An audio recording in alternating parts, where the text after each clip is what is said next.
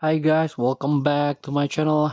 Today I'm going to show you how you can play the slide boost game mode feature in Call of Duty Mobile. So what you need to do is tap the feature button and this one, slide boost, fight on the slide. Let's tap the question mark here. So in this mode, you have to play in team deathmatch and limit map like crossfire, standoff, rush.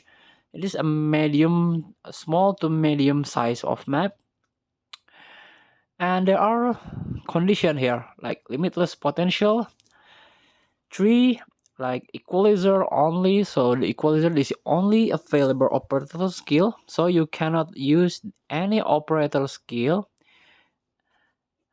except the equalizer. And also the player sliding distance is greatly improved and faster skill recharge. So greatly increase the recharge of speed of your operator skill. And let's try the game. Slide boost. Tap start.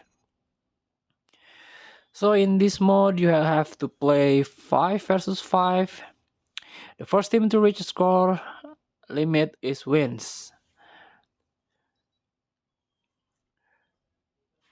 Welcome to the game. As you can see, in this mode the main highlight of this mode is you are slide further. Like you have to slide in this game to defeat your opponent.